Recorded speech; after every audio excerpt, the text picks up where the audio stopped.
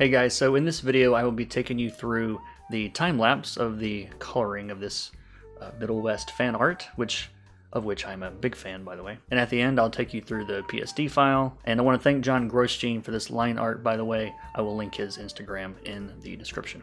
Also, this video has a sponsor. It is brought to you by the Mixcder E9 wireless active noise cancelling headphones. Bluetooth, great battery.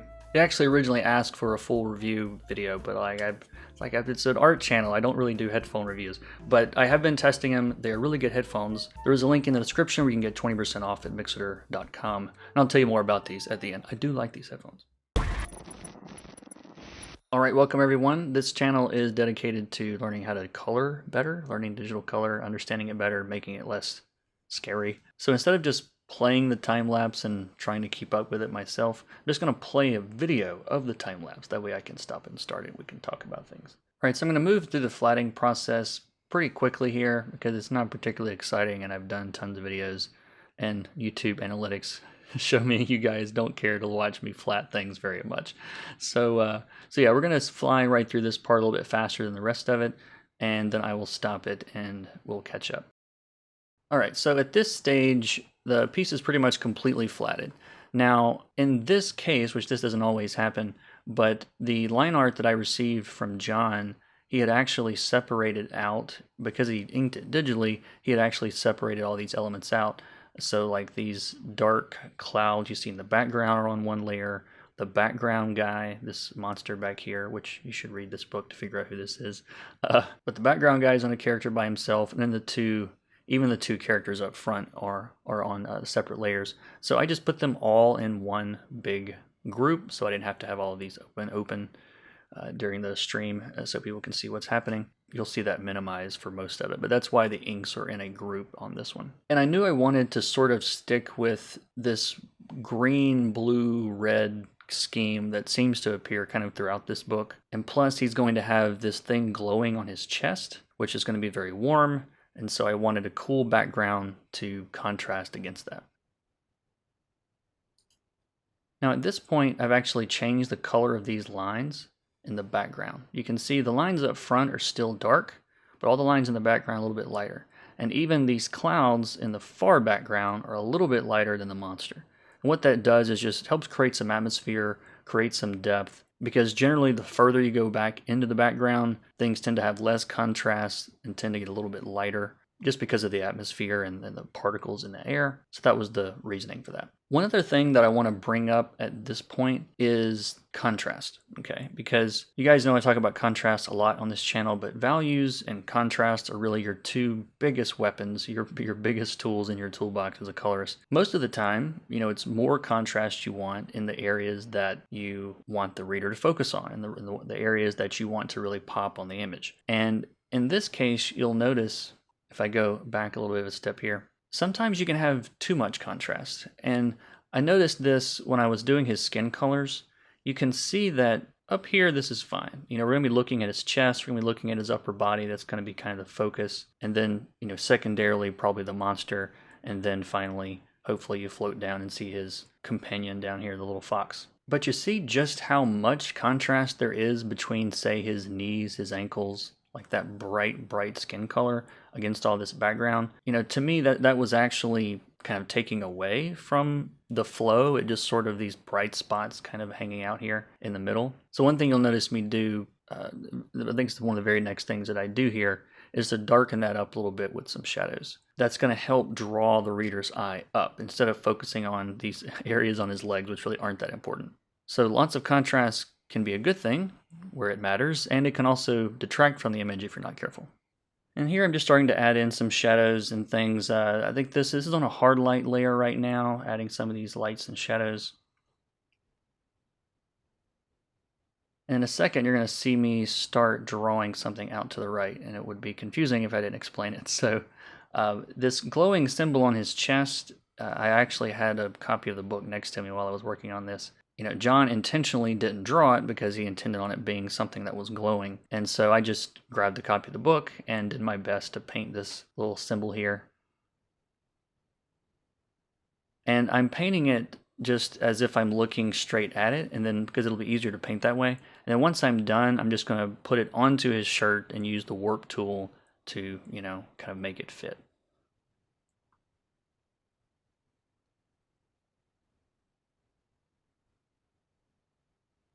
And so yeah, right about now you're going to see me grab that and just put it onto his chest, and then I'm using the warp tool to make it fit the perspective there.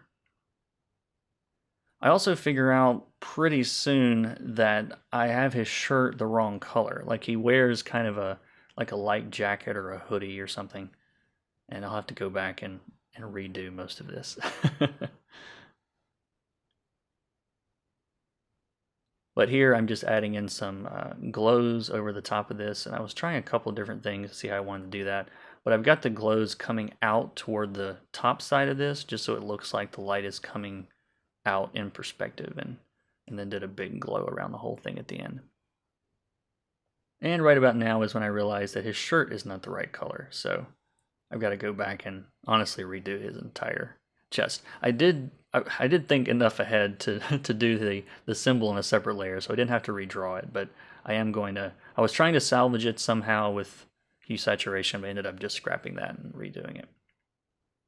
And I did a lot of just painting with a normal brush on a normal layer on this and choosing colors from the canvas. It's something haven't done as much of lately, and I kind of wanted to get back into doing that a little bit, because to me that's the kind of the most fun sometimes, especially on something like this, which is, just for fun anyway. Threw some lights on his arms, and now I'm kind of throwing in highlights. You see it's on the bottom of his hair because, the light's coming from the bottom. So I'm lighting the bottom of the hair and leaving the top in shadow, and I'll do the same thing on his face. You'll see all the lights that are facing down, basically, on his face, and then I'll go in and add some additional shadows to his face as well to kind of help create a little bit more contrast there. But I think I do that after these glows. And I'll explain how I did these glows here. Let me go ahead and let these finish up, and then I'll show you what I did.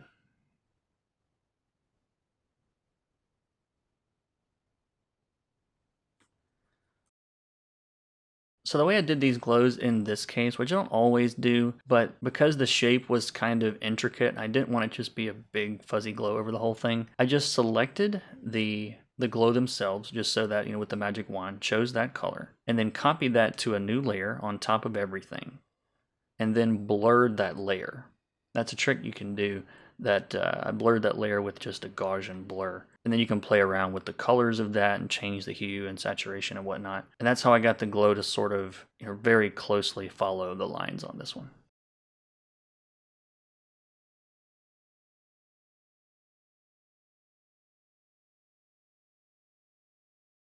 Here I am adding in some more of those shadows.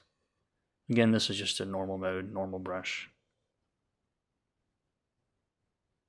And all the shadows here are facing up because the light's coming from below. Now it's time to color the little fox character here. So honestly, just pick the background color, green, and that kind of greenish color, and use that for the shadows. And then just brighten it up with some yellows. And when you're choosing these highlights, remember to not just grab a brighter version of your base color. So like you'll notice that I didn't just choose orange and then get brighter. I chose the orange and then pushed it a little bit toward yellow for these highlights. That color variance just makes things more interesting and a lot more realistic. Here I'm just throwing in some kind of big brushy gradients in the background, and also put some on the line art themselves. Here I'm just adding in some of the light on the bad guy back here behind him, and I'll also do some glows over the top. This is on top of the lines. That's a big key here. If you try to do this under the lines, glows don't really work that well. So always be sure to do that above your line art. And here I was kind of just experimenting with colors, trying to see what I wanted to use on a separate layer, and then I kind of played around with the saturation and hue to get the green that I wanted, and then color picked that green and used that to paint this guy.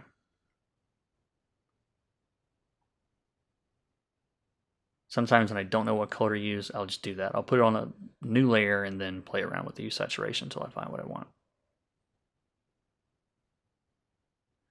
And I kind of over painted this guy a little bit more than I wanted to, just kind of throwing these lights around. So I ended up using a mask, but I'll use a mask to actually paint some of this away and just kind of control where these highlights are going. And it's better than erasing because it's non-destructive. I can always bring it back or take it away.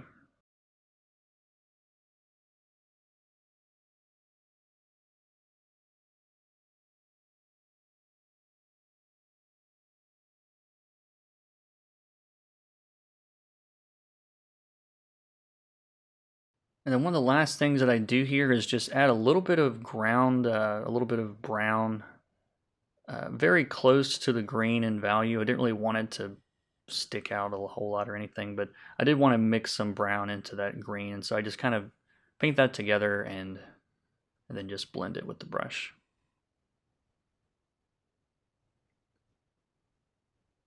All right, so now we are in the PSD file for this page, and I will put the link in the description to my Patreon. You guys can download this if you want.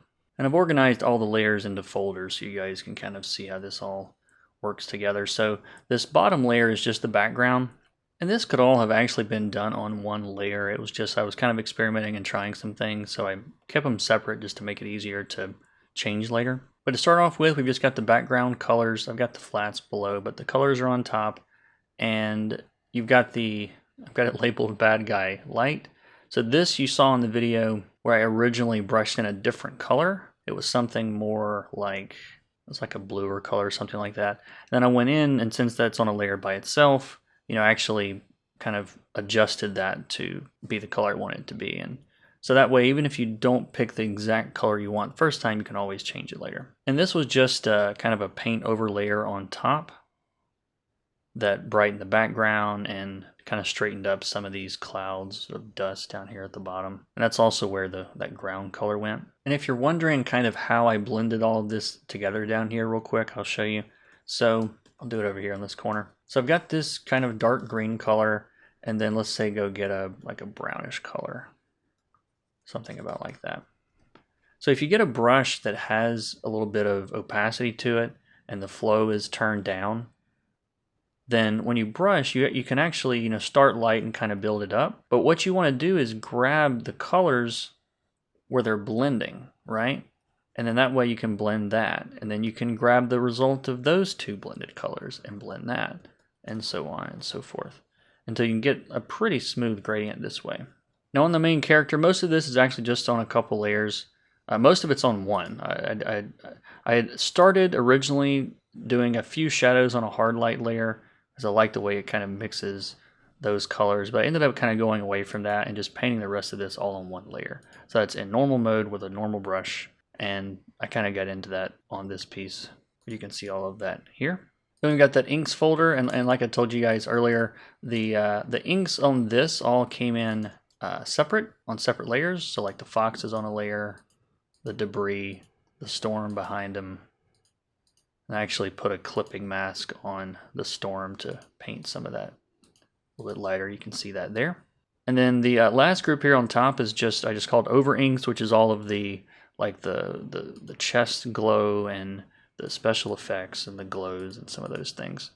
And there's a subtle levels adjustment here at the top that's just brightening that up a little bit. If you guys want to dig into this yourselves, like I said, I'll put the link in the description. All right, and again, I want to thank Mixcder for sponsoring this video. You guys know I don't really do this kind of thing very often, but if you're in the market for wireless headphones, I can put my stamp of approval on these, and I've been using them for about 3 weeks. They're super comfortable. They're very mushy. I can wear them forever. That doesn't seem to be a problem. The battery lasts 30 hours, I think, on the wireless, and 80 if they're plugged in. And I've never used the active noise canceling stuff before, and now I'm spoiled. I was dubious about these headphones, if I have to be honest, because of I just hadn't heard of the brand before. It wasn't a brand that I was familiar with, and I've got some brand name headphones, and these sound better. and they're cheaper. And so yeah, I'm actually using these a ton now, and why I decided to do the video. So yeah, check them out in the links in the description. You can get 20% off by signing up at Mixcder.com. And I think that's it. So if you learned something today, if this is the sort of thing you're into, learning about coloring, then please subscribe, like button, bells, all this stuff, all the stuff. And I will see you guys in the next one. Take care.